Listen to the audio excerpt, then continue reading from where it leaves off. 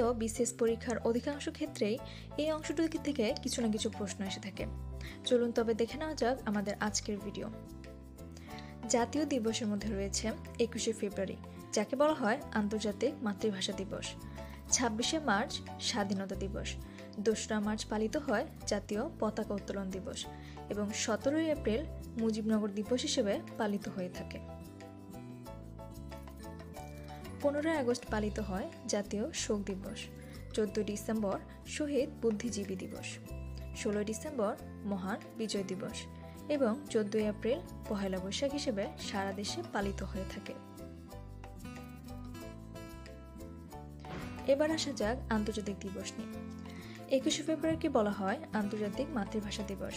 8ই March পালিত হয় আন্তর্জাতিক নারী দিবস।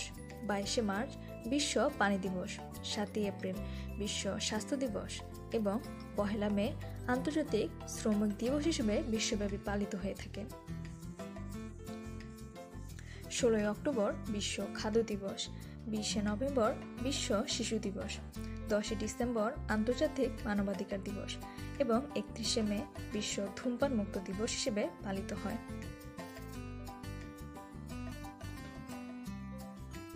5ই জুন বিশ্ব পরিবেশ দিবস। 10ই ডিসেম্বরকে বলা হয় আন্তর্জাতিক মানবাধিকার দিবস। 8ই মে বিশ্ব রেড ক্রস দিবস। 12ই আগস্ট বিশ্ব যুব দিবস হিসেবে পালিত হয়। 8ই সেপ্টেম্বর আন্তর্জাতিক সাক্ষরতা দিবস এবং 15ই অক্টোবর আন্তর্জাতিক অন্ধ দিবস। এছাড়াও অন্যান্য কিছু দিবস পালিত হয়ে থাকে, যেমন 3রা মে বিশ্ব মুক্ত গণমাধ্যম দিবস। 31শে মে বিশ্ব ধূমপান মুক্ত দিবস। 8ই সেপ্টেম্বর আন্তর্জাতিক সাক্ষরতা দিবস এবং 12ই আগস্ট পালিত হয় বিশ্ব যুব দিবস। এই ছিল পাঠচক্রের আমাদের আজকের ভিডিওটি যদি ভালো লেগে থাকে চ্যানেলটি অবশ্যই সাবস্ক্রাইব করবেন।